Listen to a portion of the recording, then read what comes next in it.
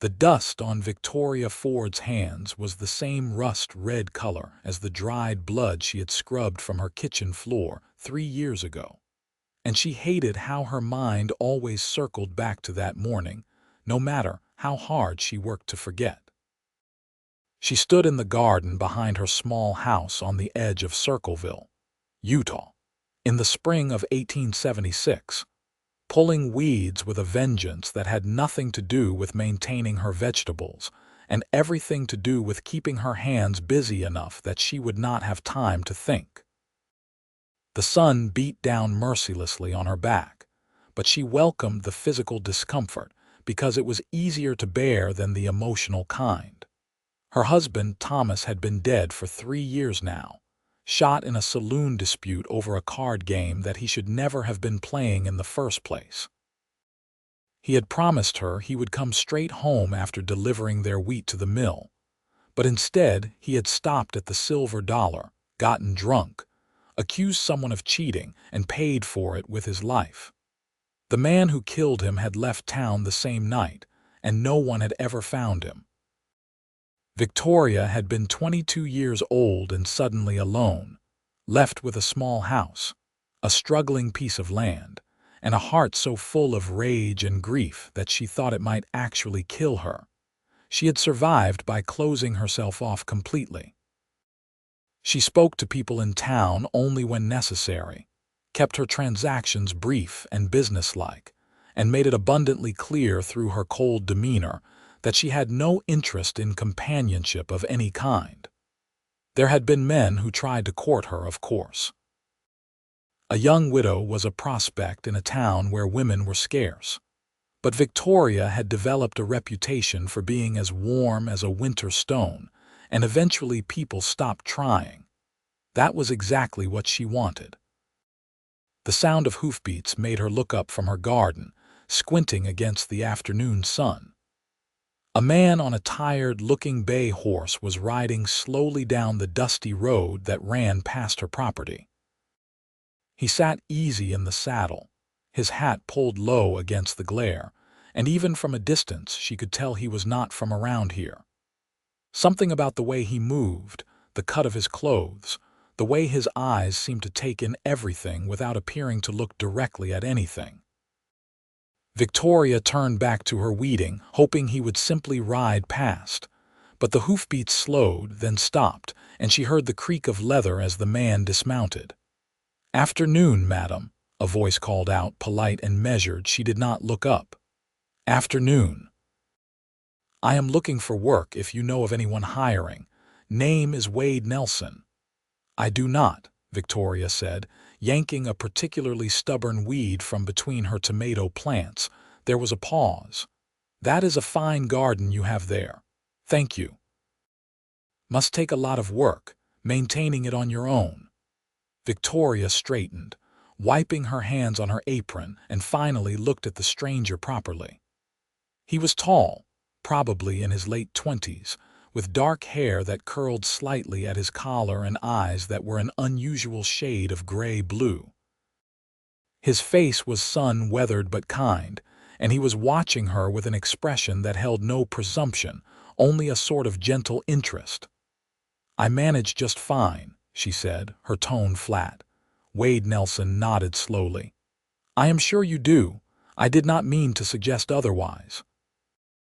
I just thought maybe you could use a hand with the heavier work. I noticed your fence needs some mending on the west side there, and it looks like your barn door is hanging crooked. I did not ask for your observations." "No, madam, you did not. I apologize." He touched the brim of his hat politely. "I will be on my way." He turned to leave, and Victoria felt a small pang of something that might have been guilt. He had been nothing but courteous, and she had been needlessly harsh. But then again, that was the point. Keep everyone at a distance. Stay safe. Trust no one. Wade was halfway to his horse when he stopped and turned back. "I should mention I am not looking for charity. I would work for fair wages, nothing more, and I would not bother you with conversation if you did not want it. I am just a man passing through who needs to earn enough for supplies before moving on." Victoria studied him for a long moment. Her fence did need mending. The barn door had been crooked for months. The roof had a leak she could not reach to fix. She had been putting off all these repairs because she could not afford to hire anyone and her pride would not let her ask for help. "I cannot pay much," she heard herself say. Wade's face did not change expression, but something in his eyes warmed slightly. "Whatever you think is fair, madam. I can offer meals and a place to sleep in the barn, plus $2 a week." "That sounds more than fair." Victoria wanted to take the words back immediately. What was she thinking, inviting a stranger onto her property? But it was too late now. She nodded curtly. "You can stable your horse in the barn. There is a cot in the back room. I will have supper ready at 6. "Thank you, madam. I appreciate it." "Mrs. Ford," she corrected. "Or just Victoria." "Mrs. Ford," he repeated with a small nod. Then he led his horse toward the barn, leaving Victoria standing in her garden wondering what she had just done. That evening, she made a simple supper of beans, cornbread, and salt pork.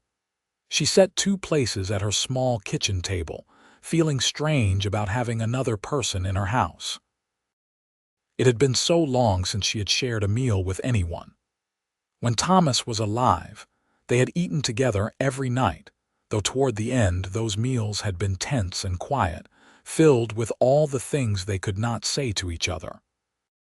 Wade knocked softly on the back door at exactly 6 o'clock. When she let him in, she noticed he had washed up, his hair damp and combed back, his hands clean.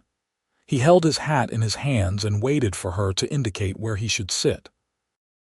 "There," she said, gesturing to the chair across from hers. "Thank you." They ate in silence for several minutes. Victoria kept her eyes on her plate, acutely aware of his presence across from her. Finally, unable to bear the quiet any longer, she said, "Where are you from?" "Colorado originally. Been drifting for a couple years now." "Why?" Wade took a bite of cornbread, chewed thoughtfully. "Lost my family to scarlet fever.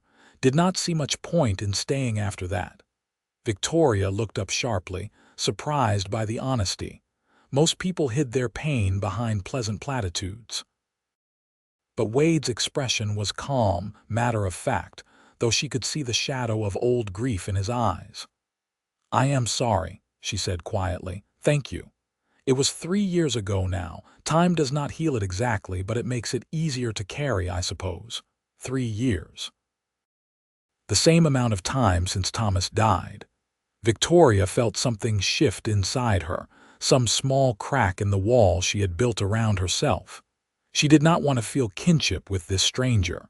She did not want to feel anything at all. "How long do you plan to stay in Circleville?" she asked, changing the subject. "Just long enough to earn some money and rest my horse, maybe a few weeks if the work holds out. There are other places in town that might need help. The livery, the general store. Are you trying to get rid of me already, Mrs. Ford?" There was no accusation in his tone, only a gentle amusement. "No, I just thought you should know your options."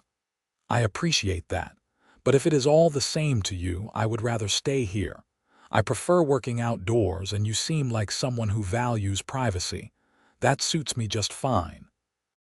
Victoria did not know what to say to that, so she simply nodded and went back to her meal. After supper, Wade thanked her politely and returned to the barn without any attempt to prolong the conversation. She watched him go from her kitchen window, then washed the dishes and tried not to think about how the house felt a little less empty than it had before. Over the next few days, Wade worked steadily on the repairs around her property. He fixed the fence, rehung the barn door, patched the roof, and cleared the irrigation ditch that had been clogged with debris. He worked from sunrise to sunset, breaking only for the meals she prepared. He did not speak unless spoken to, did not ask personal questions, did not intrude on her space in any way. And yet, somehow, His presence began to feel less like an intrusion and more like a natural part of the landscape. Victoria found herself watching him sometimes as he worked. There was something meditative about the way he moved, a quiet competence that spoke of years of hard labor. He was patient with tasks that would have frustrated her, taking his time to do things properly rather than rushing through. When her milk cow got loose one morning, he spent 2 hours tracking her down and leading her back without complaint. When a sudden rainstorm threatened her seedlings, he helped her cover them without being asked. "You do not have to do that," she said as they worked side by side in the rain, stretching canvas over the tender plants. "I know," Wade said simply, "but it would be a shame to lose them after all the work you put in." It was such a small thing, but it touched something deep inside her. Thomas had never cared about her garden. He had seen it as women's work, beneath his notice. But here was a stranger, a man who owed her nothing, protecting her seedlings in the rain as if they mattered. That night at supper, she asked him about his life before he started drifting. He told her about growing up on a ranch in Colorado, about learning to break horses from his father, about marrying his sweetheart when he was 21. He spoke of his wife, Anne, with such tenderness that Victoria felt tears prick her eyes. She could not remember the last time she had cried. "She sounds like she was a wonderful person," Victoria said quietly. She was, kind and brave and stubborn as a mule when she set her mind to something. Wade smiled at the memory. "She used to say I had the patience of a saint, but really she just brought it out in me." Some people are worth being patient for. Victoria thought about Thomas, about how impatient he had always been. Impatient with work, with her, with life itself. Always chasing something more, something better, never satisfied with what he had. It had made him reckless, and that recklessness had killed him. "My husband was not patient," she found herself saying. "He was always in a hurry, always looking for the next big opportunity, the easy money. That is what got him killed." Wade nodded slowly, not pushing for more details. "Sounds like you have been carrying a lot of anger." "Yes." The admission surprised her. She had not spoken about her feelings to anyone, not even to herself in the privacy of her own thoughts, but something about Wade's calm acceptance made it safe to speak the truth. "I am angry at him for dying. For being so foolish, for leaving me alone. That is understandable. And I am angry at myself for still being angry. It has been 3 years. I should be over it by now. Grief does not work on a schedule, Mrs. Ford. It takes as long as it takes." They sat in silence for a while, the weight of their shared loss hanging in the air between them. But it was not an uncomfortable silence. It felt, if anything, like understanding. As the days turned into weeks, Victoria noticed changes in herself that both frightened and intrigued her. She found herself looking forward to mealtimes, to the quiet conversations she shared with Wade. She started putting more effort into her cooking, making things she had not bothered with in years. She caught herself smiling at something he said, then felt guilty for it, as if happiness was a betrayal of Thomas's memory.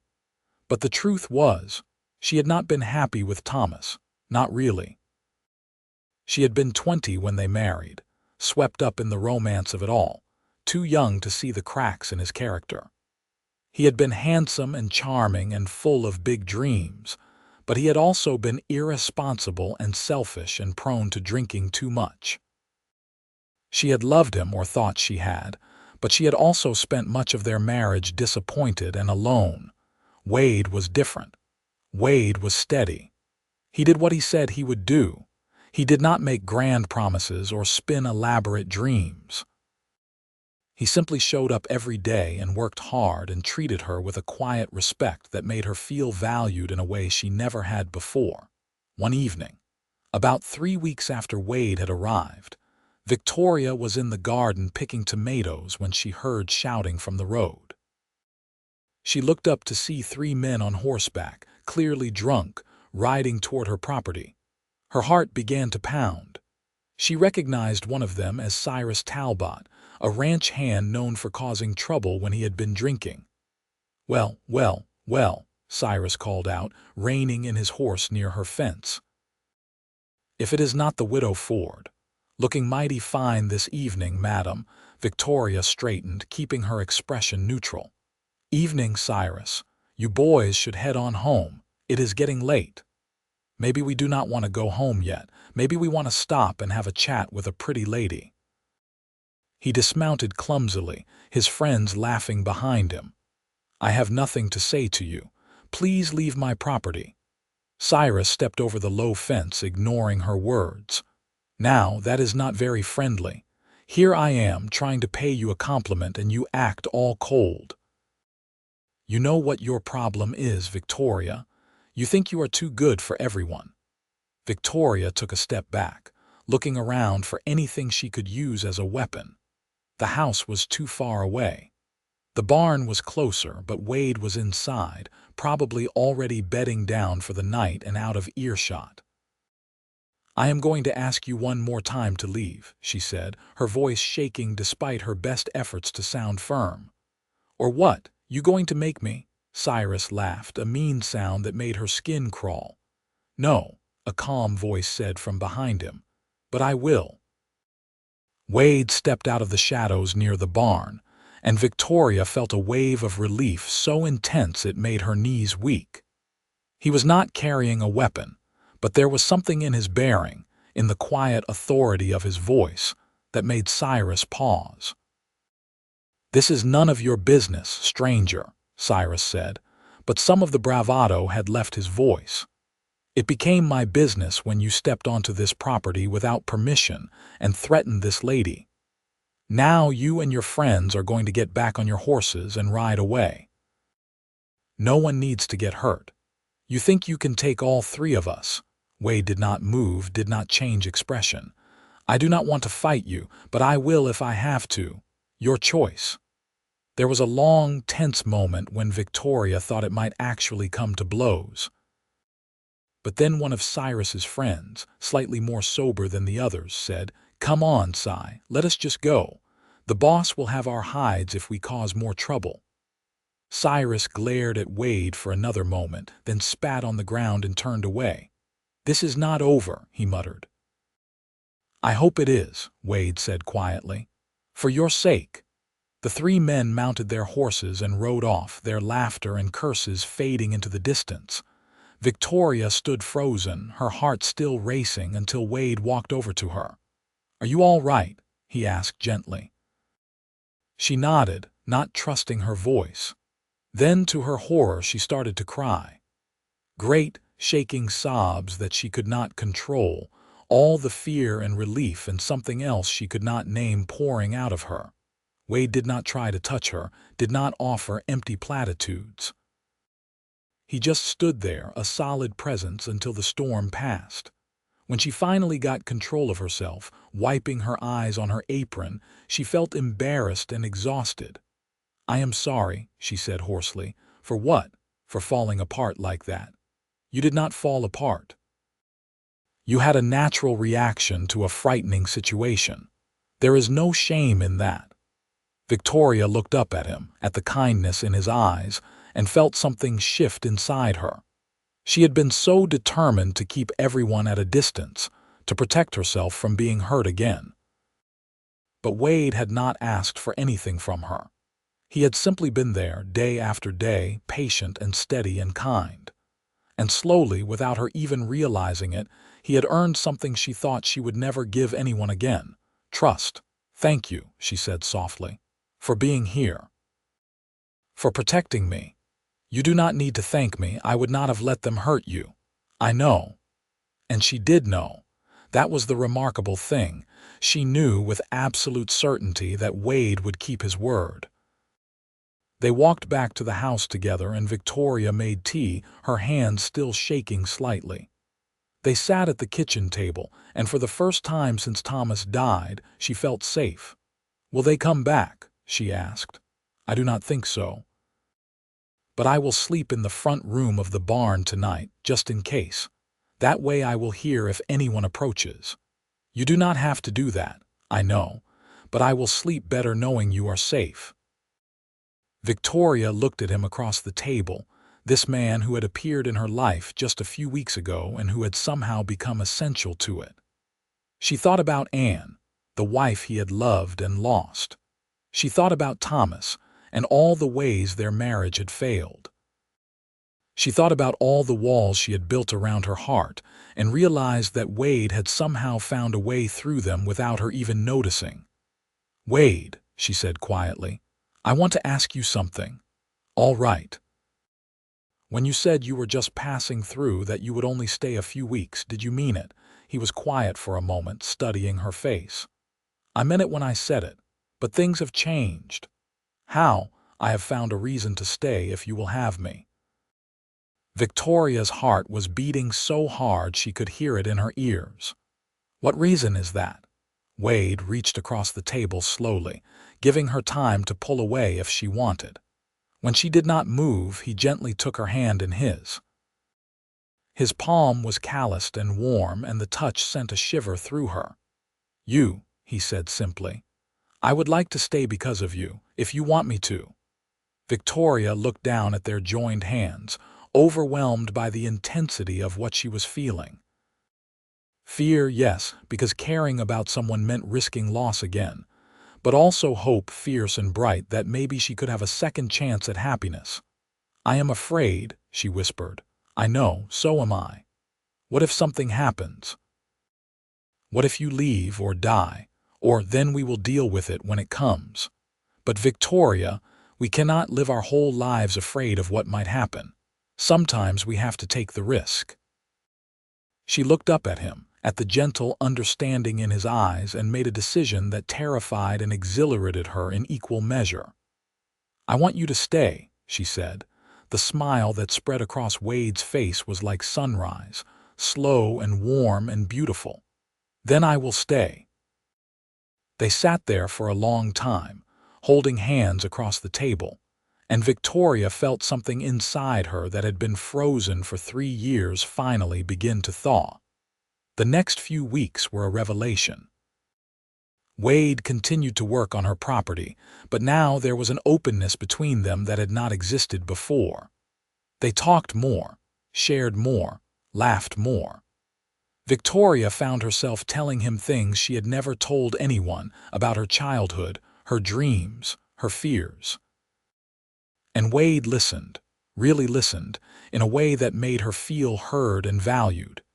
He told her more about his life too, about his parents who had died when he was young, about the ranch he had built with Anne, about the devastating loneliness that had followed her death. They discovered they had both been running from their grief in different ways, Victoria by closing herself off and Wade by constantly moving. But now, together, they were learning to stand still and face it. One Sunday afternoon, Wade invited her to go riding with him.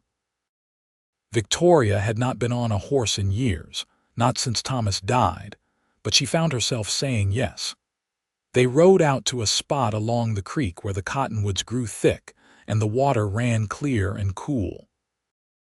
They spread a blanket on the grass and ate the lunch she had packed, talking and laughing in the dappled sunlight. "This is perfect," Victoria said, leaning back on her hands and looking up at the leaves rustling overhead. "It is," Wade agreed, but when she looked over at him, he was watching her instead of the scenery. She felt her cheeks warm. "What? You are beautiful when you smile. You should do it more often." "I have not had much reason to smile for a long time. And now I do." She reached over and took his hand, lacing her fingers through his. "You have given me that." Wade lifted her hand to his lips and kissed her knuckles gently, a gesture so sweet and old-fashioned that it made her heart ache. "You have given me something too, Victoria. You have given me a reason to stop running, a reason to believe that life can be good again." They sat by the creek for hours, talking and simply being together. When the sun started to set, painting the sky in shades of orange and pink, Wade helped her to her feet. But instead of releasing her hand, he drew her closer until they were standing face to face. "May I kiss you?" he asked softly. Victoria's breath caught. It had been so long since she had been touched with tenderness, since someone had asked permission rather than just taking what they wanted. She nodded, not trusting her voice. Wade cupped her face in his hands, his touch gentle as a whisper, and lowered his lips to hers. The kiss was slow and sweet, full of all the things they had not yet said aloud. When they finally pulled apart, Victoria was shaking, but not from fear. From joy, pure and unexpected. "I think I am falling in love with you," she whispered. "I know I am falling in love with you," Wade replied. "I have been for weeks now." They rode back to the house as the stars began to appear, and Victoria felt lighter than she had in years.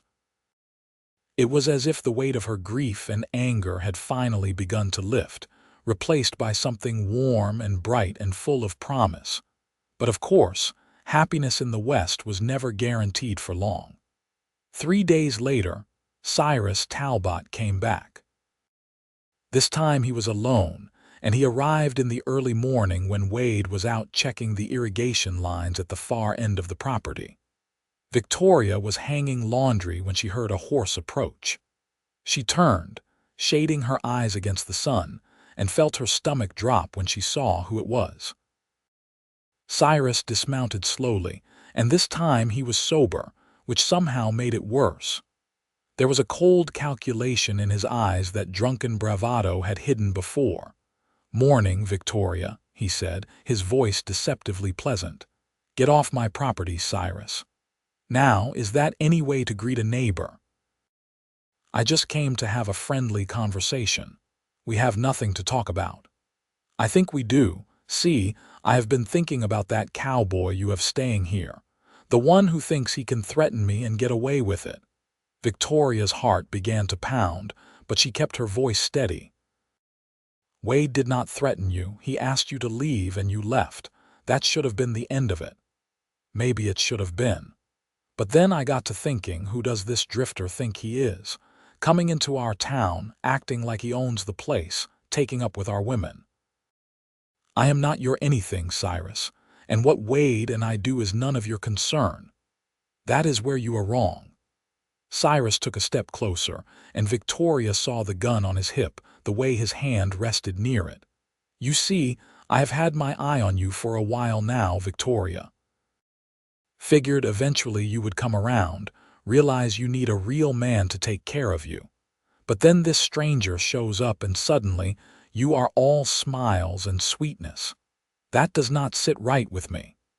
What I do with my life is my choice, not yours. Now leave before I call for Wade." "Call all you want. He is way out by the south pasture, will not hear you from there." Fear lanced through Victoria, but she refused to show it. She thought about the rifle in the house, too far away to reach, thought about screaming, but Cyrus was right, Wade was too far away. She was on her own. "What do you want, Cyrus?" "I want you to tell your cowboy to pack up and leave, today, and I want you to remember who really belongs in this town." "And if I refuse?" Cyrus's smile was cold. "Then accidents happen. Fires, mostly. This is dry country. A spark in the wrong place and a whole property could go up. Would be a shame if that happened to your place." Victoria felt rage cut through her fear. "You are threatening to burn my home. I am just pointing out possibilities. You are a smart woman, Victoria. I am sure you will make the right choice." He turned to leave, clearly satisfied that he had made his point. But as he walked toward his horse, Victoria saw Wade emerge from the irrigation ditch about 50 yards away. He must have come back early for some reason, and he had clearly heard enough. "Cyrus," Wade called out, his voice calm but carrying clearly across the distance. Cyrus spun around, his hand going to his gun. "Well, if it is not the hero. Come to save the day." Wade walked toward them slowly, his hands visible and away from his sides. "I am giving you one chance to ride away and never come back. Take it. Or what? "You going to shoot me, cowboy? I do not see a gun on you." "I do not need a gun to deal with you, but I am trying to give you a choice here. Walk away now while you still can." Cyrus laughed, a harsh sound. "You know what? I am tired of your self-righteous attitude. Maybe it is time someone taught you a lesson about how things work around here." He drew his gun and Victoria screamed. But Wade was already moving, faster than she would have thought possible. He closed the distance between them before Cyrus could properly aim, knocking the gun aside with one hand and driving his fist into Cyrus's jaw with the other. Cyrus went down hard, the gun flying from his hand and landing in the dirt several feet away. He struggled to get up, but Wade planted a boot on his chest, pinning him to the ground. "Stay down," Wade said, his voice hard. "This is over." "The hell it is," Cyrus spat. "When the sheriff hears about this, the sheriff will hear that you came onto private property, threatened a woman, and drew a weapon. There are witnesses to all of it. Now you have two choices. You can get on your horse and leave Circleville for good, or we can take this to the sheriff and see how it plays out. Your choice." Cyrus glared up at him, breathing hard. Victoria could see the calculation in his eyes, weighing his options. Finally, he nodded. "I will go." Wade stepped back, allowing him to get up. Cyrus retrieved his hat, leaving his gun where it had fallen, and walked to his horse. Before mounting, he looked back at Victoria. "You will regret this," he said. "The only thing I regret is not standing up to you sooner," Victoria replied, surprised by the strength in her own voice. They watched him ride away, dust rising behind his horse. When he was finally out of sight, Victoria's legs gave out and she sat down hard on the ground. Wade was beside her in an instant, his arms around her. "Are you all right?" he asked urgently. "I am now. Wade, I was so frightened.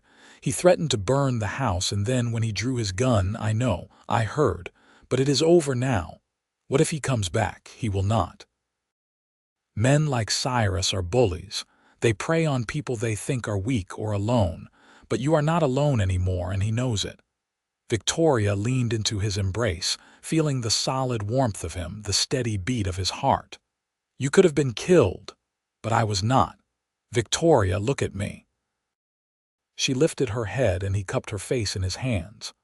"I need you to understand something. I am not going anywhere. Not because of threats, not because of danger, not for any reason. I am here and I am staying because I love you." Tears spilled down her cheeks. "I love you too. I tried not to. I tried to keep my walls up to protect myself. But you were so patient, so gentle, so consistently kind. You did not push or demand or try to force your way in. You just showed up every day and proved that I could trust you. You can trust me. Always." They sat there in the dust and the morning sun, holding each other, and Victoria felt something fundamental shift inside her.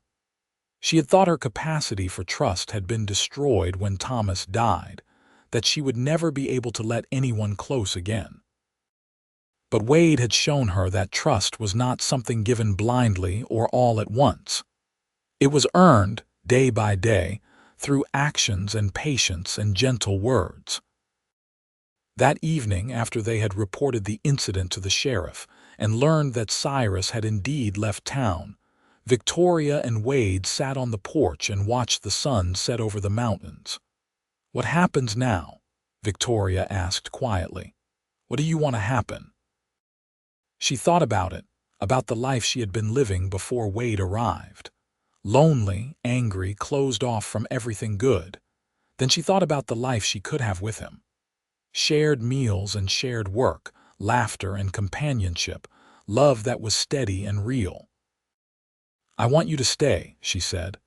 "Not as someone I hired to do repairs, as someone who belongs here, with me." Wade took her hand, running his thumb over her knuckles. "I want that too, more than I can say. People will talk. Let them talk. It has only been a few weeks. Some will say it is too soon, that we barely know each other. Some people spent years together and never really know each other at all.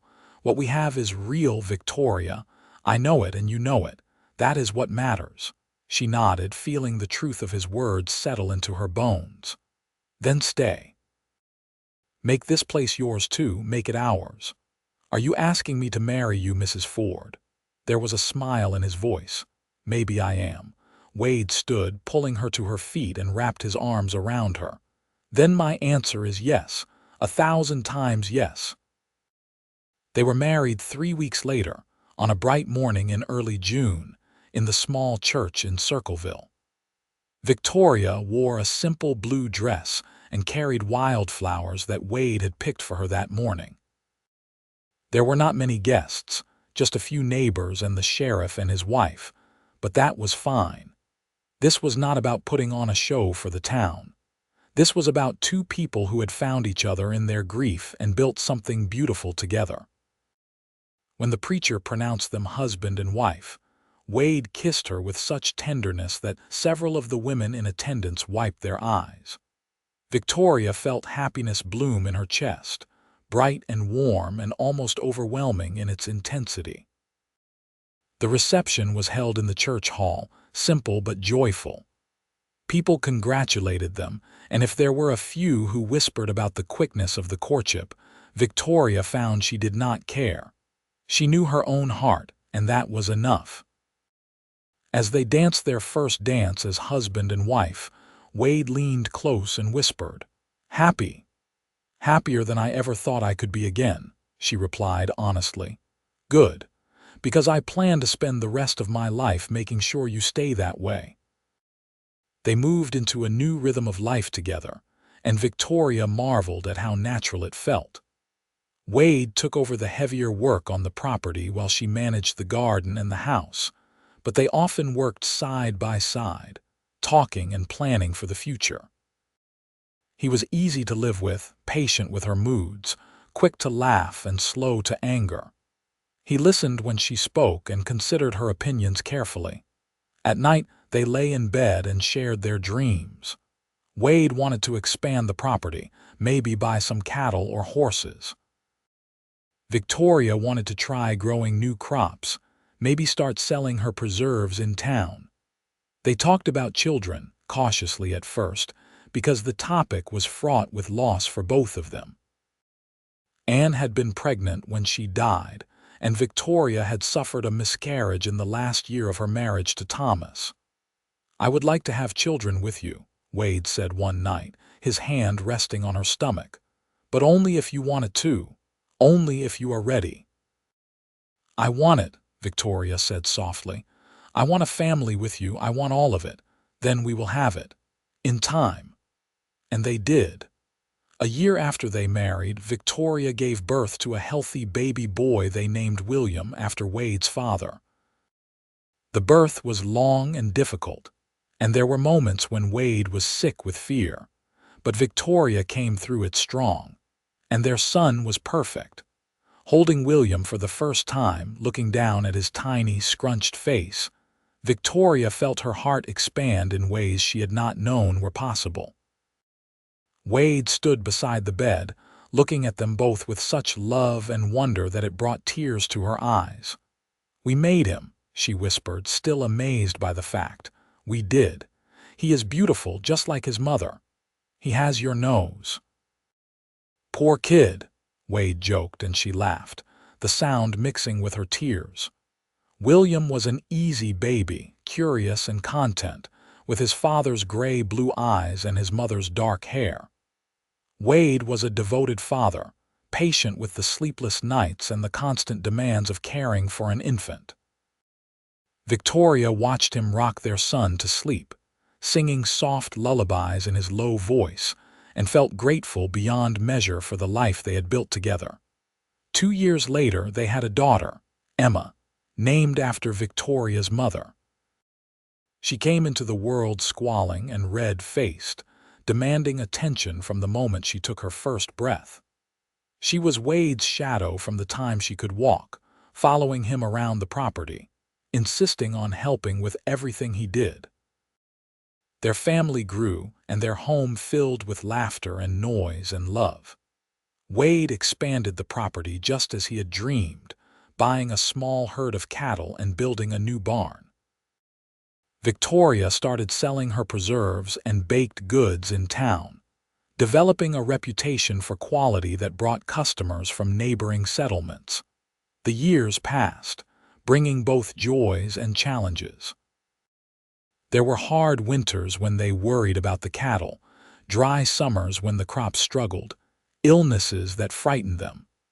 But they faced everything together, their bond growing stronger with each challenge overcome. On their 10th wedding anniversary, Wade gave Victoria a beautiful wooden rocking chair he had built himself, carving their initials and wedding date into the back. She gave him a quilt she had spent months sewing, each square containing a memory from their life together. They sat on the porch that evening, watching William, now 9, teaching Emma, now 7, how to skip stones in the creek. The mountains rose purple and majestic in the distance, and the air was sweet with the scent of Victoria's roses. "You ever regret it?" Victoria asked quietly. Stopping here instead of moving on, Wade looked at her with surprise. "Regret? Not for one single moment. This is everything I ever wanted and more than I thought I deserved, even on the hard days, especially on the hard days, because on those days I have you beside me. Victoria, you gave me a home when I was lost. You gave me a family when I thought I would spend the rest of my life alone. You gave me a reason to believe in happiness again." Victoria leaned her head on his shoulder, feeling the familiar warmth and strength of him. "You did the same for me. I was so angry when Thomas died, so closed off and determined never to let anyone close again. But you were patient. You did not push or demand. You just showed up every day and proved that I could trust you. I would do it all again in a heartbeat. So would I." They sat in comfortable silence, watching their children play as the sun set over the Utah landscape. Victoria thought about the woman she had been when Wade first rode up to her property, bitter and alone, convinced she would never trust or love again. She thought about how close she had come to sending him away that first day and how different her life would be if she had. But she had taken a chance. She had let him stay. And day by day, with patience and gentle words, he had earned her trust and won her heart. William came running up to the porch, breathless and excited.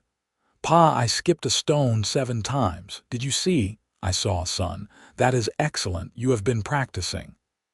"Emma wants you to help her. She can only get 3. Wade stood, ruffling William's hair affectionately. "Tell her I will be right there." He looked down at Victoria. "Coming," she smiled up at him, this man who had changed her life in every way that mattered. Always. They walked down to the creek together, hand in hand, their children running ahead of them. And as Victoria watched Wade patiently show Emma how to angle her wrist for a better throw, she felt a profound sense of gratitude for the life they had built together. Years continued to pass. William grew into a strong, responsible young man who shared his father's patience and his mother's determination. He took over more and more of the ranch work as Wade's hair turned silver and his movements became slower. Emma became a skilled horsewoman and helped her mother with the preserves business, which had expanded to include 3 neighboring towns. Victoria and Wade grew old together, their love deepening with each passing year. They spent their evenings on the porch, rocking in their chairs, talking about the day or simply sitting in comfortable silence. They celebrated the birth of grandchildren, mourned the passing of friends, weathered storms both literal and metaphorical. On their 30th wedding anniversary, their children threw them a party. Half the town of Circleville showed up, filling their property with laughter and music and joy. Victoria looked around at the community they had become part of, the family they had raised, the life they had built from nothing but patience and trust and love. "What are you thinking?" Wade asked, coming up beside her and slipping an arm around her waist. I am thinking about that day you rode up to my house all those years ago, how close I came to turning you away. But you did not. No, I gave you a chance, and you did not waste it. Wade turned her to face him, his hands gentle on her shoulders. His face was lined now, his hair white, but his eyes still held the same kindness and strength that had first drawn her to him. Victoria Ford Nelson, he said softly, loving you has been the greatest privilege of my life. Every day with you has been a gift, even the hard ones. Especially the hard ones, because we faced them together. She reached up and touched his face, tracing the familiar lines and planes she knew better than her own. I love you, Wade Nelson, more now than I did 30 years ago, and I loved you quite a lot even then. That is good because I am not going anywhere. Promise, promise. They kissed, gentle and sweet, and applause broke out around them. Their children laughed, their grandchildren made faces, and Victoria felt joy bubble up inside her like a spring. The party went on long into the evening, with music and dancing and stories. As the stars came out, bright and clear in the Utah sky, Victoria found herself thinking about trust. How hard it had been to give, how painful it had been to lose. But also how precious it was when it was earned honestly, patiently, with gentle words and consistent action. Wade had taught her that love did not have to be dramatic or consuming or painful. It could be steady and patient and kind. It could be built day by day, through small acts of consideration and respect. It could be a partnership of equals, where both people were valued and heard, and that kind of love, she had learned, was worth everything. Years later, when Victoria and Wade were both in their 70s, they still lived on the property in Circleville, though William and his family had moved into the main house, and Victoria and Wade had retired to a smaller cottage they had built near the creek. Their days were slower now, filled with simple pleasures, tending a small garden, reading, watching their great-grandchildren play. One evening in late summer, they sat on the porch of the cottage, watching the sun paint the sky in shades of orange and gold. Wade's health had been declining, his movements stiff and painful, but his spirit was as strong as ever. You remember that cowboy who rode up to a bitter widow's house 35 years ago? Victoria asked, her own voice quavering slightly with age. Wade smiled. I remember. She was beautiful even when she was frowning at me. She was broken. She was strong. She just did not know it yet. Victoria took his hand, their fingers intertwining automatically after all these years. You fixed her. No, you fixed yourself. I just had the privilege of being there while you did it. They sat in silence, watching the light fade and the stars emerge. Victoria felt Wade's hand grow heavy in hers, his breathing slow and even. She knew, with the certainty that came from knowing someone for more than half your life, that he was tired, that his body was giving out even if his spirit remained willing. Wade, she said softly. Thank you for stopping that day, for staying, for loving me with such patience. He squeezed her hand, his grip still strong despite his age. Thank you for letting me, for taking a chance on a drifter with nothing to offer but his word. You offered everything that mattered. They stayed on the porch until the moon rose, bright and full, casting silver light over the land they had worked together, the home they had built, the family they had raised. And when they finally went inside, moving slowly but together, Victoria felt a deep and abiding peace. Wade passed away peacefully in his sleep 2 weeks later, his hand in Victoria's. The grief was profound, but it was not the angry, bitter grief she had felt when Thomas died. This was the grief of profound loss, yes, but also of profound gratitude. She had been blessed with 35 years of true partnership, of love that was patient and kind and real. The funeral was well attended, the church packed with family and friends whose lives Wade had touched. Person after person spoke of his kindness, his integrity, his willingness to help anyone who needed it. Victoria sat in the front pew, surrounded by her children and grandchildren, and listened to them describe the man she had loved. After the service, as people lingered in the churchyard, Emma came and sat beside her mother. "How are you, Mama?" she asked gently. "I am sad," Victoria said honestly, "but I am also grateful. Your father gave me a beautiful life. We had 35 years together, and every one of them was precious. He loved you so much. I know. And I loved him. He taught me that it was possible to trust again, to love again, even after I thought I had lost that capacity forever." Emma hugged her mother. "What will you do now?" Victoria looked out over the land, at the mountains in the distance, at the home she and Wade had built together. "I will live. I will remember. I will be grateful for what we had rather than bitter about what I have lost. That is what he would want, and that is what she did." Victoria lived for another 8 years, surrounded by her family, active in her community, tending her garden and making her preserves. She spoke of Wade often, with love and fondness, sharing stories of their life together with anyone who would listen. She told her grandchildren about the day a cowboy had ridden up to her property, looking for work, about how she had been so angry and closed off that she had almost sent him away, about how he had been patient and gentle and kind, day after day, until he had earned her trust and won her heart. "The best things in life are not the ones that come easily," she would tell them. "They are the ones that are earned through patience and consistency and respect. Your grandfather understood that. He did not try to force his way into my life.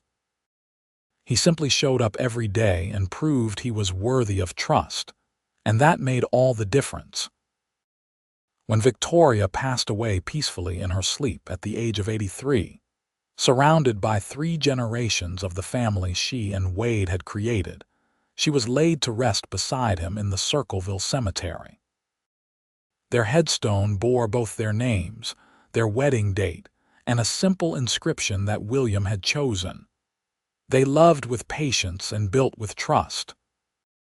And in the years that followed, their children and grandchildren and great-grandchildren would visit that grave and remember the story of the widow who thought she would never trust again, and the cowboy who earned it with patience and gentle words.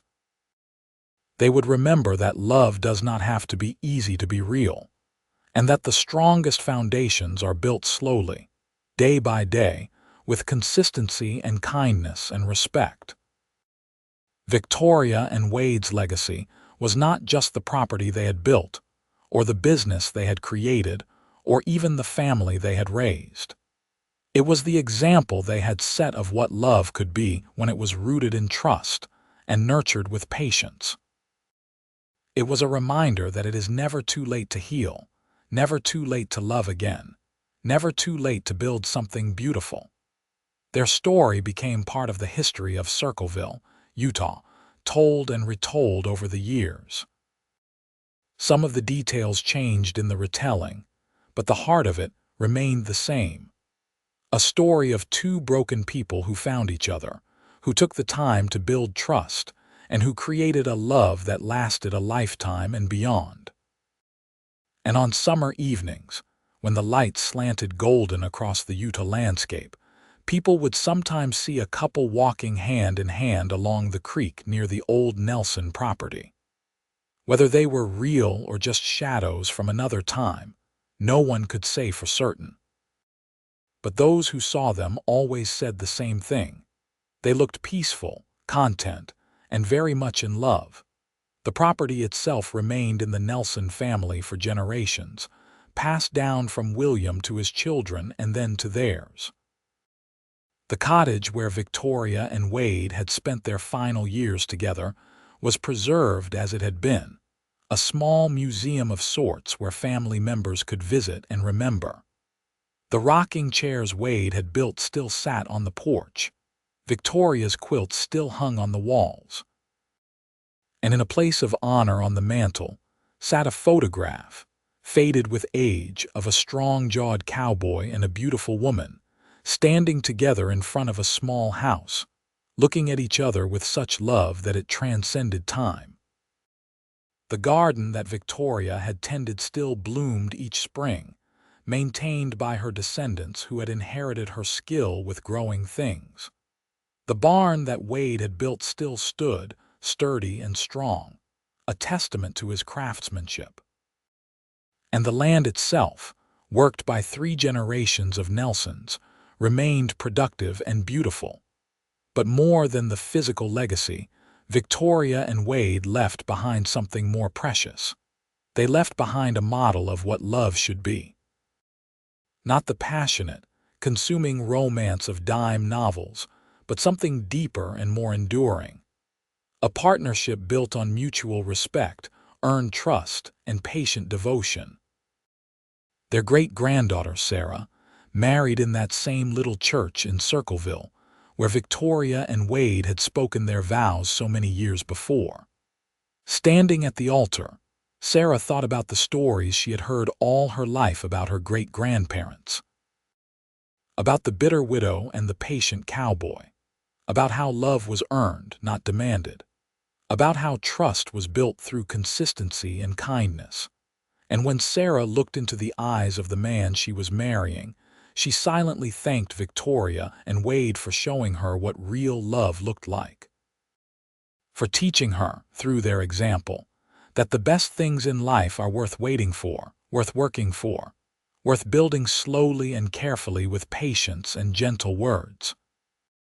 The legacy of Victoria Ford Nelson and Wade Nelson lived on, not just in their descendants, but in the very fabric of Circleville itself. Their story became part of the town's identity, a reminder that even in the rough and tumble world of the American West in the 1870s, even in a place where life could be hard and unforgiving, love could flourish if it was tended with patience and care.